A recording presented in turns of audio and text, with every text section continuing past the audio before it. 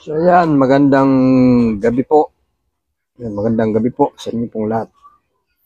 Yung pag-usapan po natin ngayon yung tinatawag na bakod. Ayan. Kasi tayo meron na tayong mga nagdadasal, isa na rin pong proteksyon sa pangkaligtasan ang dasal na obligasyon sa araw-araw. Bukod sa dasal, meron pang mga material. Yung halimbawa katulad ng mga kwintas, mga garapa, yung mga katulad nito, mga ganyan, mga ganito. Yan, mga ganyan, mga garapa, mga ganyan. May garapa na, may garapa na, may kwintas pa, yung mga ganito. So ayan, bukod doon, mayroon pang tato sa katawan. So talagang sabi nga dili na maunsa. Talagang napakatibay na at kumpleto nga. Pero mo, meron ng may tato na, may garapa pa, may kwintas pa. Mayroon pang mga tinatawag na mutya. So, kumpleto na, kumbaga. Pero yan ang isa rin sa mga sekreto sa mga espiritual. Bukod doon sa sa espiritual, sa material, yan. Pero pag aalis po ng bahay yan, meron pa pong binabanggit yan na tawag na bakod sa kanyang sarili para ilayo po sa mga kapahamakan o disgrasya o lahat na tinatawag na kadautan sa labas ng bahay, halimbawa sa mga nagtatrabaho para iwas po aksidente, yung mga ganon. So ayan, gumagamit din po ng tinatawag na pambakod. Bukod doon sa mga gamit, mo, halos kompleto na, may dasal na, may garapa, may kwintas, may mutya pa. Pero gumagamit pa rin po ng bakod. Paano pong gagawin sa bakod? Yun po yung tinatawag na sa amin sa mga spiritual balabal. Yan. Ano po yun? Isang orasyon na ibinubulong po yan ng isang spiritual, lalong-lalo na po yung kaya na po magpaandar ng mga orasyon, halimbawa tulad ng mga manggagamot. So ayan, talagang gumagana pagka kaya niya ng pagganahin yung mga orasyon. Yan po. Talagang bago po umalis ng bahay yan, nagbabat-bat muna yan para mayroon siya proteksyon. Kahit ano ang kanyang harapin sa labas. Sabi nga yung katawan niya, mayroon na siyang armor o mayroon na siyang bakod sa katawan. So isa po yan sa mga sikreto ng isang spiritual. Pero mo, kompleto na, tapos nagbabat-bat pa, yung tinatawag na bakod o balabal. So ayan. Yan sa mga sa medyo hindi pa napapagana yung mga ganyang mga orasyon. Yan, kasi ang kailangan po niyan kasi sa isang tao,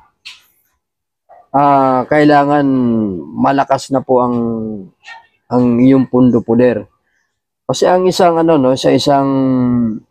sa isang spiritual, hindi po mapapagana ang isang orasyon kapag mahina pa po ang kanyang spiritual. So natawag na pundo poder. So mapapagana po yan kapag malakas na po ang kanyang pundo poder. Kasi ang mga sa akin, ito sa akin lang naman po ito, na ang mga ganyan kasing bagay, kailangan parang cellphone, kailangan lagi kang naka full charge. Yan, kasi pagka hindi full charge ang iyong karga, yung tinatawag na pondo poder, hindi mo mapapagana yung orasyon. O kaya mapagana mo man ang orasyon kapag mahinang pondo poder, so hindi siya mabakod na talagang mapapaandar mo ng gusto. So ayan po yung mga iba po mga sikreto kung bakit magtataka po kayo na minsan yung ibang antingero, lalo na po yung mga manggagamot, mga kapatid natin sa spiritual. Pag bumulong sa kamay at itinusok sa ginagamot niya o nakukulam, nababarang, napapaagoy o napapaaray ang tao, yung mga kinukulam. Samantalang daliri lang ang kanyang itinutusok sa tiyan. Yan. Pero yung sakit na naramdaman, hindi mawari ng kanyang ginagamot. Yan, sapagkat ang mga ganyan kasing bagay, ang tulad ng mga kapatid natin, mga manggagamot, malakas na po ang kumbaga sa cellphone, full charge yung kanyang karga sa katawan. Kaya kahit anumang orasyon na kanyang batbatin, kaya niyang pandarin, kaya niyang paganahin. Kaya yung kanyang ginagamot, kapag bumulong yan sa daliri at itinusok doon sa ginagamot niya, talaga mapapahiyaw sa sakit. So ayan, yan po ang sekreto niyan. Laging full charge. Kailangan, paano mapu-full charge? Halimbawa, kailangan, lagi po nadadasal. Yan. Isang po yan sa mga sekreto.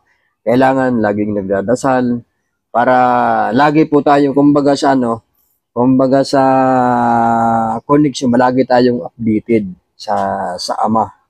So ayan, kaya kapag lagi tayong updated, tapos lagi tayong full charge o 90% o 95%, mas maganda kung 100%. Para pagka tayo'y nagbatbat na kahit anong orasyon, kaya nating paandarin. So ayan, nakakapag kasi sa ito maano ko lang Ito nyo naman yung mga manggagamot, di ba? Yung mga manggagamot, daliri lang, napapasigaw nila yung tao. At tapos yung iba naman mga espiritual, nagbi-blessing na pinapalo yung tao. Ayan, pero magtataka kayo, walang ketchup, di ba? Talagang talagang mahiwaga na talagang talagang ang kanilang mga binabatbat talagang napapaandar nila ang mga orasyon na yan. So, kasi kaya nila napapaandar yung mga orasyon sapagkat ang kanilang katawan kargado sa pundo poder. Kaya kung ano man ang kanilang batbatin ng mga orasyon, napapagalan nila. So ayan. Ang ang mga sekreto naman yan para naman siyempre pagka isang spiritual, yan, yung kailangan laging malinis. Ibig sabihin, lagi tayong nagdarasal para nahuhugasan o ang ating katawan sa ating mga kasalanan sapagkat wala pong tao na hindi po nagkakasala. Yun nga lang pong makapagbigkas ka ng isang bad words sa isang spiritual. Malaki na pong malaki pong kasalanan na yun. Yan. Lang yun bad words lang na iyong bibigkasin, isang salita lang. Napakalaki na pong kasalanan yun. So ayan, isa yan sa nakaka-rumi sa katawan sa isang spiritual. So kailangan maglinis ng ating katawan o pati ang ating kaluluwa sapagkat lalo sa isang spiritual para sabi nga yung katawan natin malinis at saka sapagkat tulad yan na sinabi ko na wala namang tao na hindi nagkakasala. Ayun nga lang tumingin ka na mayroong halay sa isip, malaking kasalanan na yun. Tapos yung pagbibigkas ng mga bad words, o kaya meron tayong iniisip na tao na ating kagalit, tapos yung isip natin hindi maganda, isa na rin pong kasalanan yun. So, ganun pa man, mayroon po naman mga orasyon na panglinis sa ating pong katawan para lagi tayong nakahanda. Pero mo, full charge ka na, tapos malinis pang ang iyong katawan. Ibig ko sabihin po na malinis, yung bang hindi po nagmumura, kung yung mga bawal, huwag gagawin. Yan. Pagka bumigkas po ng mga orasyon yan, mapantigalpuan man na orasyon, mapanggamutan, o kung ano man mga gamit ng mga orasyon, kayang-kaya po paandarin. So, ang pinakasikreto, pinakasusi niyan, pagdarasal. Yan po ang pinakasusi talaga sa lahat. Ang panalangin. Kasi ang isang spiritual, mayroon po yung obligasyon. Nagdarasal yan na maga, gabi, tapos yung iba nga, yung mga tinatawag na round the clock.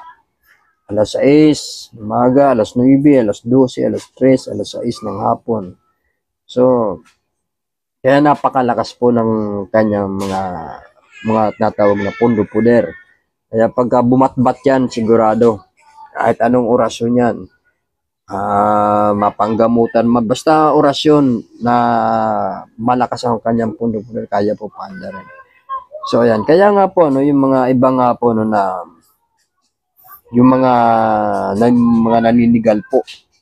So, ayan, magtataka yun, na naninigal po, pero kaya nilang paandarin yung mga orasyon, mga ganon. Yan, sapagkat malalakas din po ang kanyang mga puno po din.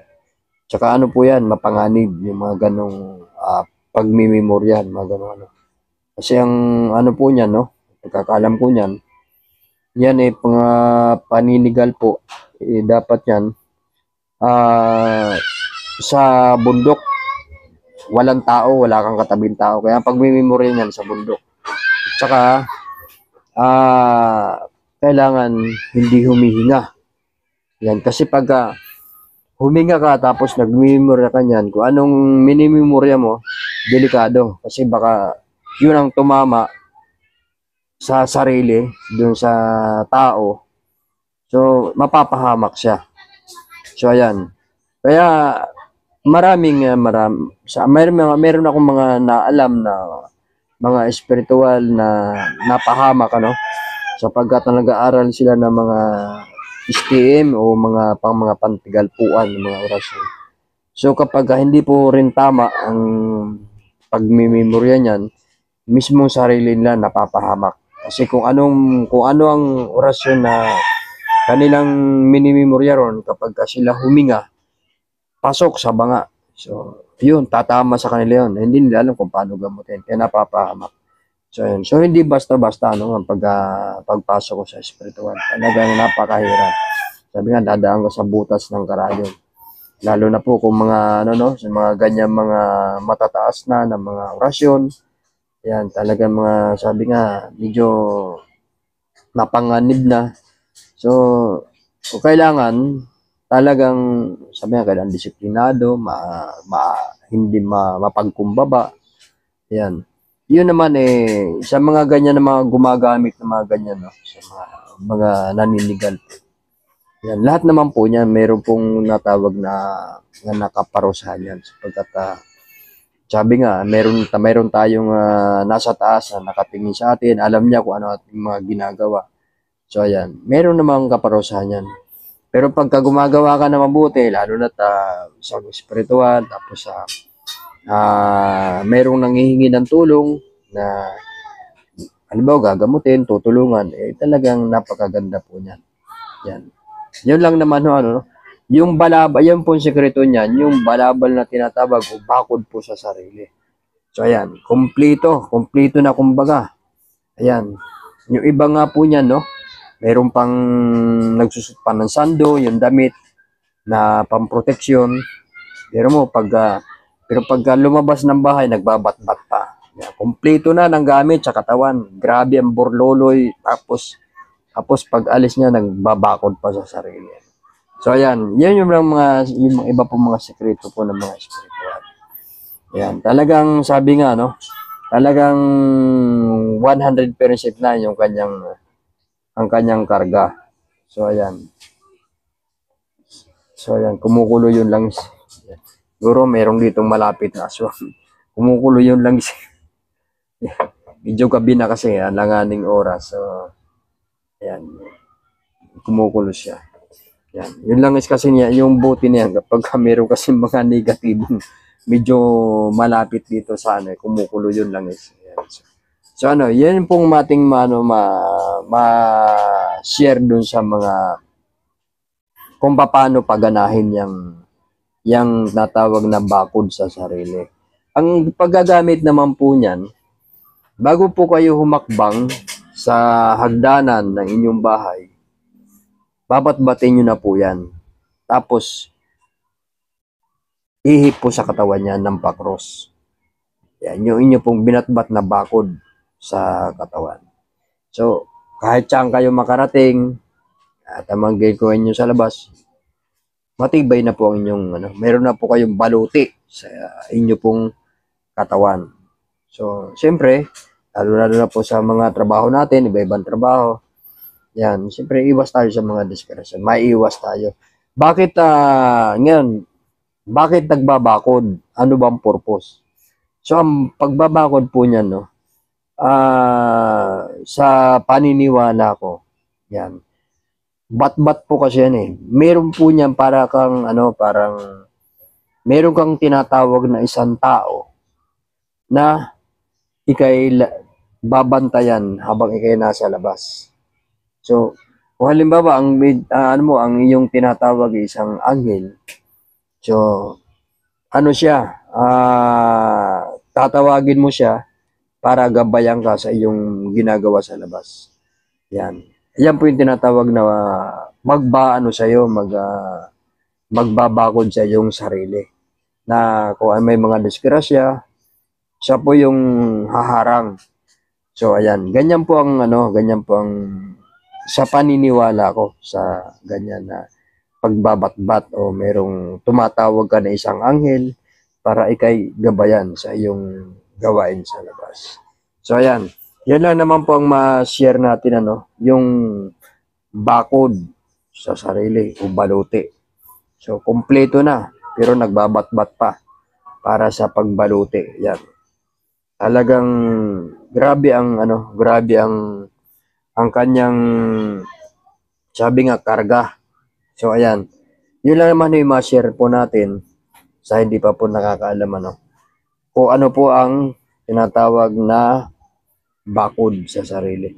Sapagkat meron po kasing meron po kasing rekta na bakod. Yun naman yung tinatato dito sa baywang. Tinatato po yun ng paikot. Para siyang sinturon. Yan. Para siyang sinturon ang kanyang rito. Pero, yan po ay nakatato na. Yun ang tinatawag na balabal o bakod sa sarili. Dito sa baywang po yun, tinatato. So, yan, excuse me, napalad yung iba pong mga espiritual na merong orasyon na balabal po ang tawag doon, balabal na baluti na nakatato po sa paikot dito po sa baywang. So, ayan. Tapos, bukod doon sa balabal, yan, meron din pong yung sa pag-aalis. So, ayan, yung tinatawag na bakod naman yun na orasyon. So, ayan, so, kumpleto talaga. So, ayan, yan naman na i-share ko lang naman, sa mga espiritual, mga kapatid natin sa espiritual. Sa hindi pa po nakakaalam, yan, sa mga bago na papasok sa espiritual, na ang isa palang espiritual, kahit napakarami niya ng mga gamit sa katawan, pero pagka umaalis sa bahay, nagbabatbat pa rin para meron siyang balabal o bakod sa kanyang sarili para kung ano man ang kanyang kaharapin doon sa labas, meron ng suporta ang kanyang katawan. Bukod doon sa kanyang mga anting-anting na nasa kanyang katawan, bukod doon din sa tato. So ayan, ma-share ko po sa inyo. God bless po sa ating pong lahat.